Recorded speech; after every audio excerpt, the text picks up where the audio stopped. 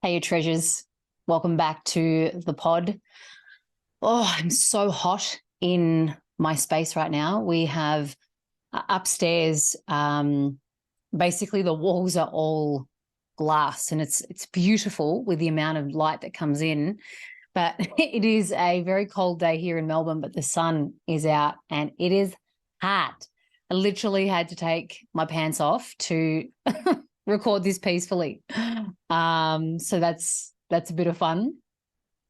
I wanted to share with you today, I guess, an update. I remember I shared at the beginning of the year about it was a podcast called Feeling Safe in My Body, and I'll put it in the show notes if you want to tap back into it or tap into it off the back of this one. So I want to share this with you because it's progress and I'm celebrating this progress. I've celebrated it privately with myself and with Steve, and I've asked for his permission if he's comfortable with me to share this because it's an intimate part of our life. And because I'm sharing from my perspective, Steve is comfortable. So if you recall from that previous podcast, Feeling Safe in My Body Again, at the end of last year, 2022, I was very much living with daily anxiety, waking up with it, moving through the day with it, and it was pretty frustrating, to be honest. So I was doing all that I knew to do. And there was this one morning where I sat with myself and anxiety, and I just said, talk to me. What do you need? Like, why are you here? What do you need? Imagining that it was a separate entity to myself and just letting it speak. And it said back to me, I want to feel safe in my body again.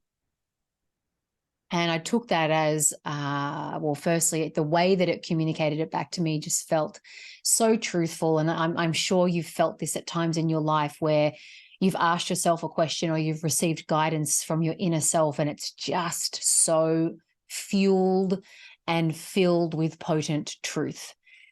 So when I heard that back, there was so much resonance that I went to see my or a new guy at that time, Nick Moss, who I've shared about with you. Anyway, I have been on a journey with him, and the previous sessions, probably the first 2 to 3, every time that I would see him and we would work through certain things about my body feeling safe and my body feeling comfortable, and, you know, working out that the way Steve might touch me through intimacy, or when he wants to be intimate, it would set off my nervous system to be alarming. And it really was taking a toll on our relationship.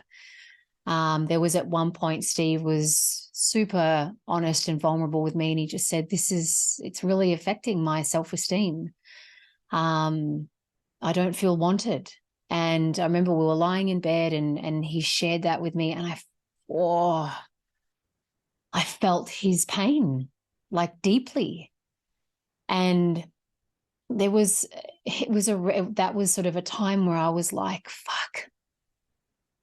All that was going on in my head was, you know, maybe it's just easier if you be with someone else. Like, we stay together and go and find a partner. And we've spoken about this, not legitimately, but, you know, we've just put everything out on the table when it's come to this. There's been years of my body reacting this way, and his body then learning, like, okay, can't touch her. And so then we're both in this patterned cycle and play out. And yeah, in my mind, I was just like, it'd be easier if you just did that, then I wouldn't have to focus on my shit. I wouldn't have to heal this fucking thing, because it's just so big to heal. Because anytime during those first few months of working with Nick and really letting my body purge, and I've spoken about this in that podcast, I'd cry. My body would cry. My body would release these feelings and these emotions that I just could not contain. And I would cry, because there was just so much shame around sex. I had so much shame around sex. And, you know, I mean, now I can thank Steve for wanting more when it comes to us with intimacy and bringing it to the table. I'm thankful for the anxiety that was there every day because it made me look inside myself. Very uncomfortable, but it made me look inside myself. And after 2 to 3 sessions with Nick and going through that same pattern, and Steve was just like, oh, it feels like we're going backwards. I said, I know it feels that way.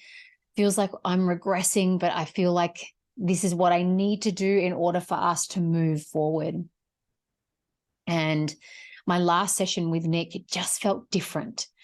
When I was there and when we were, you know, communicating with my body and him doing his neurointegrative kinesiology cool stuff, he really is a legend. If you live in Melbourne, you're blessed with this practitioner or to have this practitioner in Melbourne because he's bloody awesome. It just felt different. I felt my relationship with my body and safety felt different. And we were working on some things, and it was the first time when I left his practice and I came home and Steve and I were intimate and I was free. Like when I'm talking about free, I didn't have a thought in my head that, oh, this is wrong. Oh, this is bad. Oh, didn't have that shame wash going over my skin. You know, I wasn't retreating or retracting or going, please don't touch me. There was none of that. There was also none of performative sex. So if you remember from that previous podcast, the way that I used to be was performative during sex. And then now I'm with Steve and I'm comfortable and my heart is open. I'm like, that's just way too much of me to lose if I give my body and my heart over to you. So I'm just going to give you my heart, but not my body, right? So I was on the extreme ends, you know, of the scale. One end, performative, the other end, closed off completely. And yeah, since that session, each time Steve and I have been intimate, I have been fully in my body. I have allowed pleasure, received pleasure. Steve and I have felt like one. I felt like I'm one with him. And there is just no thought. There's no thought. It's literally just me and him. And I cannot tell you, to anyone who knows what this feels like, you don't have to have gone through sexual abuse in your past. You may have an experience with sex, or your relationship with sex is some way jarred or broken or tarnished. But if you know how this feels, where you have been closed off or where you have been performative, man, I speak for all of you in saying, like, doing the work that is hard, that is going to press up against the same wound, but in a different spot, from a different angle, from a different degree of that angle, I'm going to say it's worth it, because I've never felt so liberated and free and relaxed and not in my head and not thinking that I have to be like this or I have to be like that or not have to be like this or not have to be like that. I could be present with my love. And we have been so much closer as a result. After those times where we've been intimate, and I mean really intimate, just like, oh, I can have my eyes open and look at him. We can laugh during it. I can experience pleasure and let my voice be heard. And I just don't feel inhibited. I don't feel inhibited. I don't feel like, oh my God, looking at him is awkward. I don't feel like laughing is awkward. I don't feel like hearing my voice throughout pleasure is awkward. It's like, that's just what it is. It's finally found its natural state. And you know what's interesting? Fuck me, that just landed then.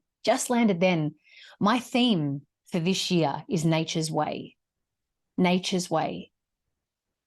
And when I think about it, oh, that's cool. You're literally I'm taking you through my own breakthrough right now, because it's just landing in. I have come back to nature's way when it comes to sex and intimacy. I have found my natural rhythm. My natural rhythm, not, got to overcompensate, got to force, got to do this, even though I don't want to. I just think I have to, you know.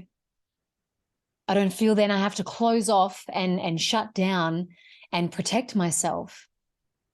I can be in the most natural nature's way of my own rhythm, in my own body, the way it wants to move, the way I want to laugh, the way I want to look at Steve, the way I sound. It's like, that's just what it is. Nature is what it is. And that is what I'm experiencing. Wow, my theme has come alive in the realm of sex. And you know what's so interesting? This is why setting up themes at the start of year is cool, because I never, ever would have thought that nature's way would have come in and placed itself and moved its way through the area of sex in my life. But voila, it fucking has. Oh my gosh. Literally having the breakthrough live as we speak. And that's what it feels like. Yes, this makes sense. It feels natural. It feels natural.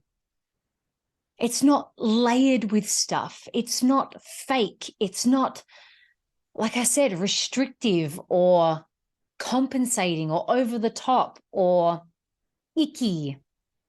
It is what it is. And as a result, I get to experience pleasure for what it is. I get to experience Steve for who he is. I get to experience me in that moment for who I am. And wow, like 7 years on the planet. And that's the first time. This is like the last, month and a bit, legitimately. It is the first time where I have found my natural rhythm. And I just got to fucking celebrate that for a minute. That feels just so special. Wow. Thank you. Thank you. Thank you. I'm thanking the forces. If you're wondering, if you're only listening to this audio, I've literally got my hands up and I'm thanking the forces in and around everything, because there were some dark times. I'm telling you, through that process.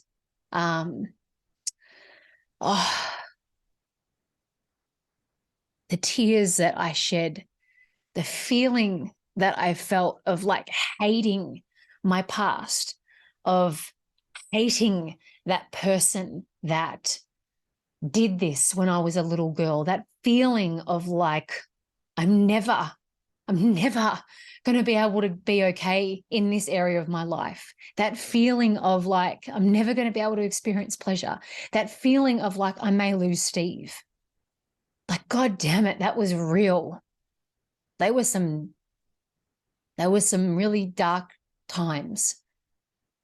And I remember I would just sob, and Steve would be there and he would be rubbing my back or just holding me, leaving me be, but letting me know that he was there. And I remember thinking, like, why does this have to be my journey? Why does this have to be my fucking lesson? Is it that important? Does it really fucking matter? Can't we just be our cool relationship and like, this is just the part of us that isn't awesome, but there's that part in me that knew there was further liberty to be experienced, further liberty to embody. And that part of me knew that the way that it was not nature's way. It was not my truth. It was self-preservation based upon the past. So my body is still in the past. It was not in the present. My body was protecting myself, like in the present, from possibly how I was going to feel in the future based on a past experience. Like, fuck, do you know how much energy that has taken my whole goddamn life? Do you know how much energy that has consumed my poor fucking body and mind to be like, all right, this is how we're possibly going to feel because of that. So let's just now in the moment freeze. Or, oh shit, this is going to happen. All right, let's turn it up, turn it on, perform your best, be your best, act it out, do whatever you got to do because of the past experience, right? So never, have I ever experienced fucking presence when it has come to sex. It's always been based upon how I think I'm going to feel based upon X from the past. So this is how I act now. And like I said, the amount of energy and thought processing and like, what have I got to do? What have I got to do? What have I got to do? What have I got to do in this situation to be okay, to be okay, to be okay? Rather than meet my love, meet pleasure, meet intimacy, meet connection where it was at. Oh, wow. Wow, wow, wow. Like I said, breakthroughs happening as I speak. And I share this because I know there are many of you who have experienced that type of trauma in your past. I know many of you are in relationships where you're just like, sex just isn't our thing anymore. You know, you've dried up. You've let it go. We'll be fine. It's okay. And I say that with empathy and understanding because I also had those same thoughts. And like I said, it was Steve who drove this. I was like in my dysfunctional truth, my ego truth. I was like, hey, I'm happy to be like this. It's all good. Self-preservation, keep me safe, not a problem. Shut it down. I'm cool. All of my other areas of my life are fine. But Steve, the beautiful man, he had needs of feeling connected and intimate that he needed. And so his needs and expressing them to me was an invitation back to myself to look at why I'm closed up and closed off and revisiting something that I just clearly, like I said, and I've said it before, there are layers upon layers upon layers of things in the past that we think that we have healed. Never would I have thought that this would come up. I mean, thinking like, yeah, cool, I'm fine, I'm sweet, all the past is in a nice tight little bow. When it comes to this, it's like, no, it's not. Further liberty to be had.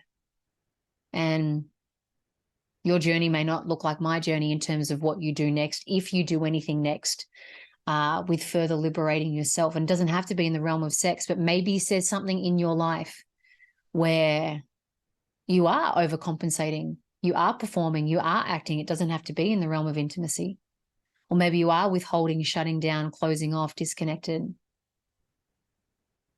And I guess my question to you is like, well, what are you then missing out on? What are you then not experiencing? Because fuck me, I now know that for all of those years, I've not met pleasure where it's at. I haven't. True intimacy, where I can laugh, I can express myself, I can look at my partner in the eye and not feel like I'm dirty or I'm shameful or that I need to act in a certain way, or that I can just close my eyes and it doesn't mean nothing, it doesn't mean anything. Like I cannot tell you, fuck, all this time I've been missing out on just this freedom from thought and just being in my body, safe in my body. So thank you, anxiety. Thank you, Steve,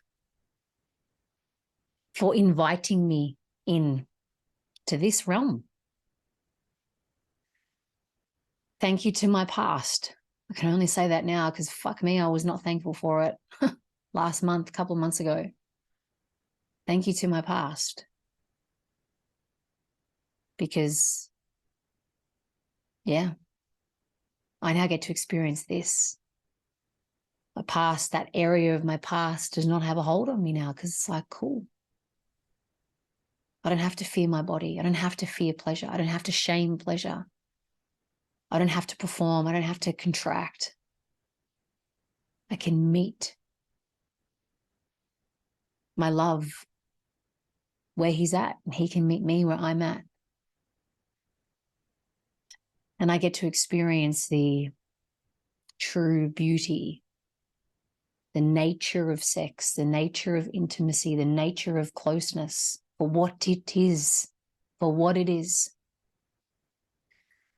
So if you are in your own shitstorm and you're wondering why the fuck you're doing the work, why you go on these quests, believe me, I wonder it too. Let this podcast be your glimmer of hope. If you are at that point where you're like, shit, I feel like I'm on the precipice of something wanting to bubble up and for me to go into. Let this podcast, let this episode be your invitation to go in.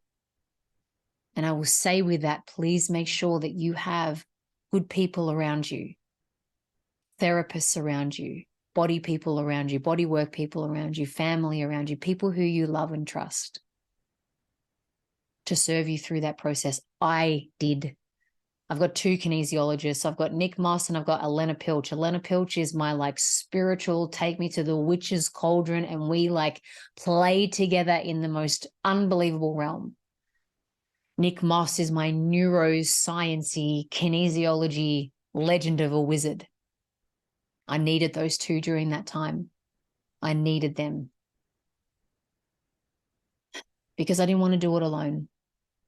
And I needed support. I need help. And you might too. So please make sure you take that. But let today's episode be your invitation to take on that quest to liberate yourself further. Let today's episode, if you're in the middle of that fucking shitstorm, be that glimmer of hope. And if you are at the end of that, middle, celebrate. Congratulate yourself. Be thankful to all the people that supported you. Be thankful towards yourself for carrying your way through. Be thankful to whatever it is in the past that said, I reckon you can free yourself a little more.